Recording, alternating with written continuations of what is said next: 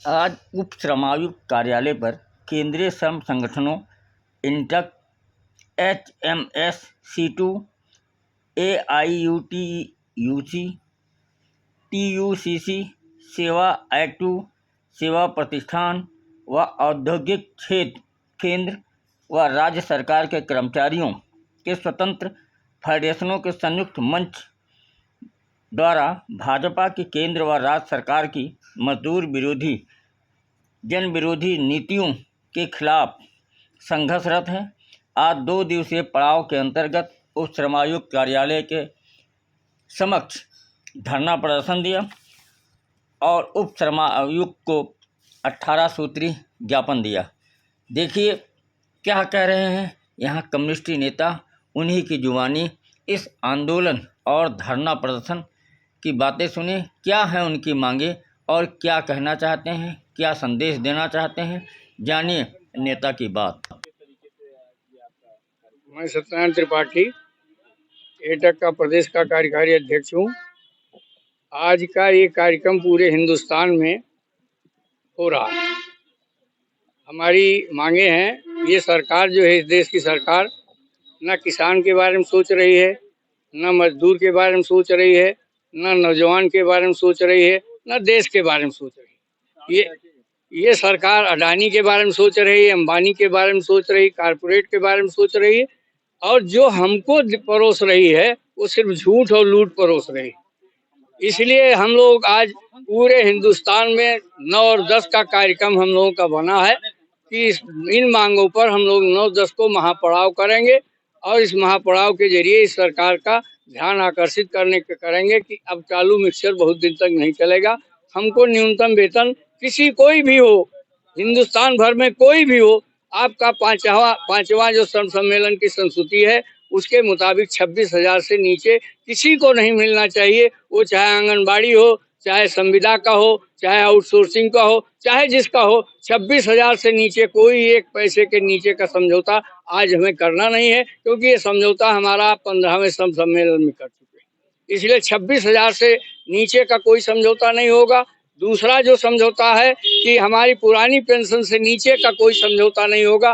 पुरानी पेंशन ही हम पूरे हिंदुस्तान के कर्मचारी और शिक्षक जितने भी हैं, पुरानी पेंशन हम लेके रहेंगे। वो हमारा, क्योंकि नई पेंशन तो ये धोखा है, जाल है, फरेब है।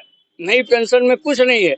ये कहते हैं वो पेंशन है, हम कहते हैं 60 साल का कोई नागरिक जो है उतना पैसा, जितना 40% कटौती कर ले रहे हैं, 40% कटौती पर उतना ब्याज वो किसी को मिलेगा, तो वो हमारे कटे हुए धन का ब्याज है। वो पेंशन कहना धोखा है, फ्रॉड है, जाल है। वो पेंशन नहीं है। पेंशन वो होता है जो NPS नहीं, वो OPS पेंशन है। जो पेंशन डिसाइड हुआ था उस पेंशन के नीचे हम लोग कोई पेंशन नहीं लेंगे।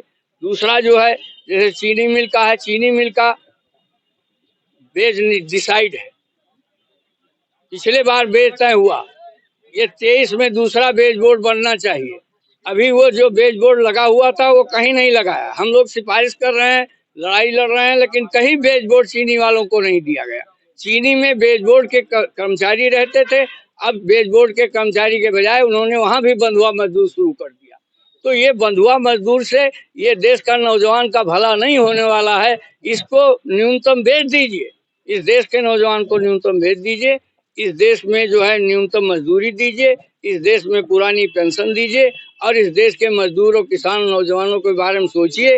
अंधभक्त बना के, नशेड़ी बना करके इस देश को नहीं चलाया जा सकता है। इस देश को जो है, इस देश के तरक्की करके ही चलाया जा सकता है। इतने मांगों पर आज हम लोगों का धरना है। रखा है कि अंग्रेजों भारत छोड़ो ना होगा, 1942 अंग्रेजों भारत छोड़ो, इसका क्या मतलब है? अंग्रेज की एक विचारधारा थी कि किसी देश को जाओ लूटो और वहां से अपने देश में लाओ। आज की जो विचारधारा हमारे नेताओं की चल रही है वो ये चल रही है कि इस देश को लूटो, स्विस बैंक में ले जाओ, दूसरे 100 देशों में ले जाओ। आज इस देश को लूट रहे हैं हमारे विधायक, MP, MLA, मंत्री, संत्री, ये सब लूट करके स्विस बैंक में जो निकला था पैसा वो तो बढ़ रहा है, लेकिन स्विस बैंक के बजाय दूसरे देशों में हमारे जो राजनेता हैं, नौकरशाह हैं, ये इस देश को अंग्रेज से भी बदतर लूट रहे हैं। इसलिए वो लूटने वाले या तो बंद किए जाएं या इस देश से उनको छोड़ना जाना पड़ेगा। इसलिए उनके वो अंग्रेज के औलादे हैं जो इस देश को लूट रहे हैं। प्रदर्शन आज ही मतलब आप खाली गोंडा में कर रहे हैं नहीं, पूरे हिंदुस्तान में आज हो रहा है, पूरे हिंदुस्तान में हो रहा है। हिंदुस्तान का कोई कोना नहीं, जंतर मंतर से लेकर गली कूचे जिले मंडल पर हो रहा। हम लोग आज मंडल पर सांकेतिक धरना दे रहे हैं और ये वो हो रहा 9-10 पीएम मोदी ने कहा था कि काला धन वापस लाएंगे। झूठ बोल रहे थे। मोदी का जितना बयान था सब झूठ था और आज झूठ ही साबित हो चुका है। अगर उसको परखो तो सब झूठ है। आगे आप लोग क्या उनकी सरकार झूठ और लूट पर ही चल रही है। आगे की रणनीति? आगे की रणनीति जो है ये हम लोग व्यक्तिगत तो है नहीं। आगे की रणनीति का नवंबर में 3 नवंबर को हम लोग जंतर मंतर घेरेंगे। 3 नवंबर को जंतर मंतर घेरेंगे। इस बीच में हम लोगों को यात्राएं हैं, मजदूर को जगाएंगे, कर्मचारी को जगाएंगे, 1 दिवसीय हड़ताल करेंगे। ये कार्यक्रम जो आ चुका है वो आ चुका है और बाकी जो कार्यक्रम ऊपर से केंद्र से डिसाइड होगा उसको फॉलो करेंगे।